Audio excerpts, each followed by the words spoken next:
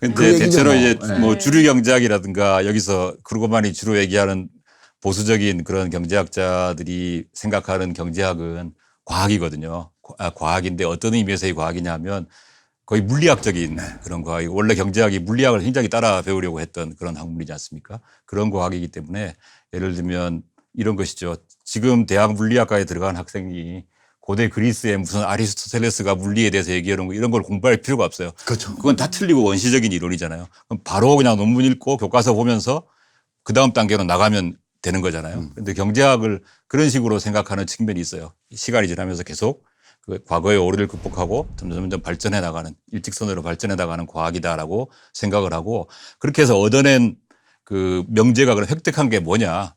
뭐 예를 들면 지동설이 물리학 같으면 뭐 천문학 같으면 천동설이 틀리고 지동설이 맞다는 거를 발견해낸 거 아니에요. 그런데 그럼 경제학이 그게 뭐냐. 뭐 이사장님이 경제학과 나오셨으니까 아시겠지만 월라스의 그 책이 있는데 그게 미시경제학의 일반균형 이론이라고 하는 이론의 시조에 해당하는 시조죠. 거거든요. 예. 시조에 해당하는 이론인데 그걸 한번 읽어보려고 했더니 주변에 그걸 읽어본 대학원생이 아무도 없어요. 수학책이에요, 수학책. 예, 수학책이긴 한데 그걸 읽을 필요가 없어요. 왜냐하면 그건 옛날 이론이고 그거를 그 뒤에 발전시킨 교과서와 논문이 있으니까 그냥 거기서 바로 출발하는 거거든요. 그런데 사실은 이 책에서도 얘기를 하고 있지만 경제학이라고 하는 것은 그런 게 아니라 그런 수준의 과학이 아니라 각각의 어떤 그 이론 그 틀이 있는 거예요. 뭐 패러다임이라고 할 수도 있고 연구 프로그램이라고 할 수가 있는데 그거는 각 중간에 그 뭐 라카토스라는 사람이 얘기한 걸로 하면 중핵이라는 게 있어요.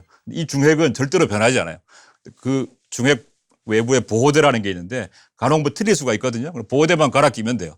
이 중핵은 절대로 안 변하는 거거든요. 이런 사람들끼리 싸우게 되면 마치 무신론자하고 유신론자가 싸우는 것 같은 서로 증명해봐라 하는데 증명하기는 쉽지가 않은. 그리고 대부분의 학자들은 뭘 하는 거냐 하면 특히 젊은 학자들은 그 하드코어를 받아들인 상태에서 그 프로텍티브 벨트 보호대를 다듬는 일만을 해요.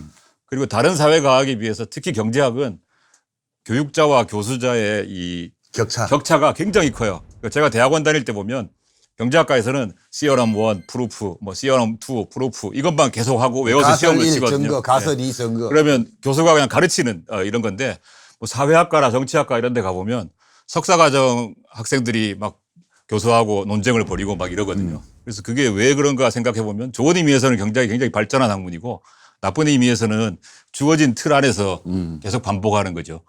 그래서 제가 늘 드린 비유가 주어진 레고가 있는 거예요. 예를 들면 마르크스 경제학자는 우주정거장 만드는 레고 세트를 가지고 있어요. 근데 주류 경제학자는 로봇을 만드는 레고 세트를 가지고 있어요. 그러면서 서로 대화가 안 돼. 레고는 잘 만들어요. 잘 만드는데 둘이서 바꿔가지고 해보라 그러면 할 수가 없어요. 그런데 그거를 하는 것보다는 안에서 그걸 잘 만드는 게 페이퍼도 빨리 쓰고 자리도 잡고 하는데 도움이 돼요. 그다음에 이 격차가 세기 때문에 크기 때문에 대학원생이 뭐 그러고만 정도 되면 모르겠지만 지도 교수의 뭐 이게 논쟁을 벌인다든가 다른 생각을 한다든가 하는 게 쉽지가 않아요. 그러면서 이게 계속 그 반복이 되고 있는 그리고 것이죠. 경제학자들끼리도 대화 잘 안 돼요. 대화가 안 그게 파생 금융 상품 다루는 그런 시장을 연구하는 금융 전문학자하고요. 노동시장을 다루는 노동경제학자하고 만나면 대화가 불가능해요. 각각 따로따로 물리학자하고 대화하는 게 훨씬 잘 돼요. 그러니까 이 경제학도 들어가면 너무 세분화되고 전문화돼 가지고요. 자기가 박사학위 딸 때 그 연구했던 분야를 딱 벗어나면 일반 대학원생 수준밖에 안 돼요. 그래서 누군가 같은 비유인데 저런 거거든요. 사람들은 뭘 기대를 하느냐 하면 의사가 병을 고쳐줄 거를 기대를 해요.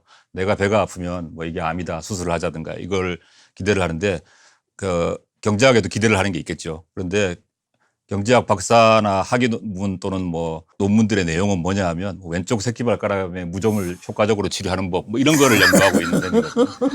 현실이 그래요. 물론 이제 크루그만 정도가 되면 왼쪽 새끼발가락을 연구하다가 암에 대해서도 얘기를 할 수가 있어요. 그런데 뭐 저 정도는 당연히 그렇고 저보다 뛰어난 사람들 대부분 왼쪽 새끼발가락만 연구를 하고 있는데 옆에 있는 경제학자는 오른쪽 엄지발가락을 연구하고 있기 때문에 우리들이 얘기가 안 돼요. 그런데 이런 사람에게 와가지고 암에 대해서 처방을 내놔라라고 하면 대부분의 사람들은 도망을 가게 되죠. 사실 도망을 가는 게 정직하고 정상적인 거예요. 그래서 나는 그냥 엄지발가락이나 새끼발가락만 연구해서 이거라도 좀 해보련다. 이거는 사실은 그래도 어느 정도 수준의 되는 경제학자라고 생각할 수가 있는데 그런데 거기다 대놓고 그래 내가 암을 고치게 해줄게 라고 하면서 계속 왼쪽 엄지발가락만 다루던 사람이 이제는 그것도 내팽개 쳐버리고 가서 이렇게 하면 된다라는 거죠. 그 순간 이제 경제학자가 그것만 얘기하는 정책 기획가가 되는 거죠. 심하면 약장수가 되는 그래서 거죠. 페더링 프로스페러티가 되는 거예요. 이렇게 하면 이거 너무 이해가 잘 나아진다. 되는데요.